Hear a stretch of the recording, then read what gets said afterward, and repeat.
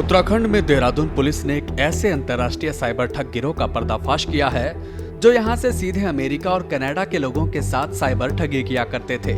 Police को सूचना मिली थी कि राजपुर थाना क्षेत्र में एक फर्जी कॉल सेंटर चलाया जा रहा है, जहां से देश के साथ विदेश में भी लोगों से ठगी की जा रही है। जैसे ही पुलिस को खबर मिली तो देहरादून के एसएसपी अजय सिंह ने तुरंत 2 अलग-अलग टीमों का गठन कर दिया और देर रात ही राजपुर क्षेत्र में आईटी पार्क में चल रहे फर्जी call centre global tech energy solution पर दबिश मार दी। मौके से पुलिस ने 8 लोगों को गिरफ्तार कर बड़ा खुलासा किया। चलिए अब आपको बताते हैं कि ये लोग कैसे अमेरिका और कनाडा में बैठे लोगों को ऑनलाइन लूटा करते थे। Centre global tech energy solution नाम के इस फर्जी कॉल सेंटर में आरोपी खुद को इंटरनेशनल एंटी हैकिंग डिपार्टमेंट का अधिकारी बताकर यूएसए और कनाडा के नागरिकों को अपने जाल में फंसाते थे। विदेशी लोगों को बताया जाता था कि उनके सिस्टम में वायरस आ गया है और उसे हैक कर लिया गया है। इसके बाद आरोपी हैक सिस्टम को ठीक करने के लिए उस व्यक्ति को पॉपअप मैसेज भेजते थे ताकि उनके सिस्टम का एक्सेस लिया जा सके।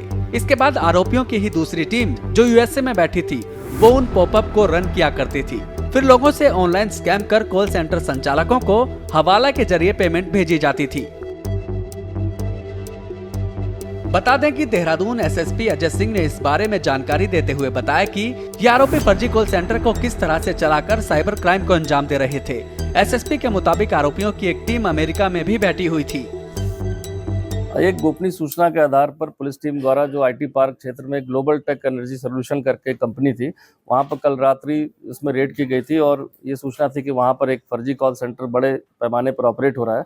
और जब वहां पर पुलिस द्वारा टीम सर्च किया गया तो वहां 58 लोग वहां पर वर्क पाए गए जो लैपटॉप और डेस्कटॉप पे काम कर रहे थे। जब सभी के डेस्कटॉप और लैपटॉप को चेक किया गया तो पाया गया कि उनके द्वारा एक एंटी सिस्टम हैकिंग करके एक सॉफ्टवेयर के माध्यम से एक पॉपअप भेजा जा रहा था जो इनके अमेरिका में यूएस में बैठे कुछ और लोग कनेक्शन में थे, उनको ये फॉरवर्ड हो रहा था और उसके द्वारा वहां पर जो अमेरिकन और कनाडियन सिटीजन्स हैं उनके जो लैपटॉप और डेस्कटॉप पर ये वायरस आ गया या उनका सिस्टम हैक हो गया, उसको ठीक करने के लिए उस पर पॉपअप भेजा जा रहा था और जो भी ट्रांजैक्शंस के पेमेंट हो रहे थे वो डॉलर्स में वहां अंकित करके अलग से मेंटेन हो रहा था।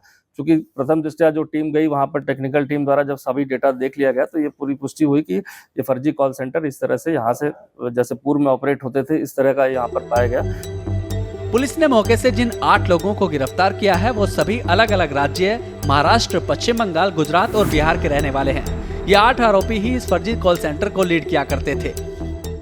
और इसमें उन 58 के अलावा 8 लोग ऐसे मिले जो विभिन्न प्रांतों के थे, जो अलग अलग कैपेसिटी में उसको वर्क कर रहे थे। जैसे आप कहेंगे डेस्क हेड कहेंगे या मैनेजर कहेंगे, जो डायरेक्टली इस पूरे सिस्टम को ऑपरेट कर रहे थे। ये 8 लोग अलग अलग प्रांतों के गुजरात, बंगाल, महाराष्ट्र, बिहार के थे। और तो कहीं ना कहीं से पूछताछ में पता चला कि ये इंटर स्टेट गैंग इस तरह का बना हुआ था और ये वहीं और जो 58 लोग थे वो भी इन्हीं प्रांतों से, गुजरात, नॉर्थ ईस्ट और कुछ उत्तराखंड के भी बच्चे थे इसमें। और इस तरह के लोग को वहाँ पर एम्प्लॉय करके लालच देकर इसमें काम चल रहा था।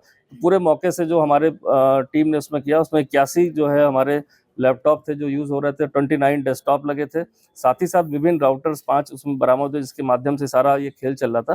तरह तरह के इसमें हमें वहाँ पर आपके सॉफ्टवेयर ऐसे गैजेट्स और जो पता चले जिसके माध्यम से सिस्टम को वो वहाँ पर एक्सेस लेते थे, जिसमें क्विक एसेट, लॉगिन, गो शेयर करके थे, जिसको माध्यम से जो विक्टिम है उनको कहीं ना कहीं उनके डेस्कटॉप लैपटॉप को शेयर करने के बाद यहाँ से पॉपअप भेजा जा रहा था। पुलिस ने मौके से 81 laptop, 42 mobile phone, 29 desktop, 5 wifi router और अन्य उपकरण बरामद किए हैं। देहरादून पुलिस ने पहली बार जिले में संगठित अपराध करने वाले अपराधियों के खिलाफ भारतीय न्याय संहिता की धारा 111 का मुकदमा दर्ज किया है।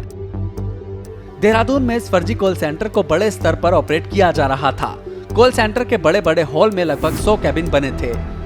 इन कैबिनों में अलग अलग युवक युवतियां काम किया करते थे, विदेशी लोगों को कॉल करते थे। पुलिस अब इस मामले की आगे की जांच में जुट चुकी है। पुलिस अब ये पता लगाने में लगी हुई है कि इन आरोपियों का कहीं किसी और देश से तो कनेक्शन नहीं है जहां पर ये लोग इस तरह के साइबर क्राइम को अंजाम दे रहे हों। श्रेष्ठ उत्तराखंड पर खबरों से जुड़े रहने के लिए चैनल को सब्सक्राइब और लाइक करें, बेल आइकन दबाएं और देखते रहें श्रेष्ठ उत्तराखंड।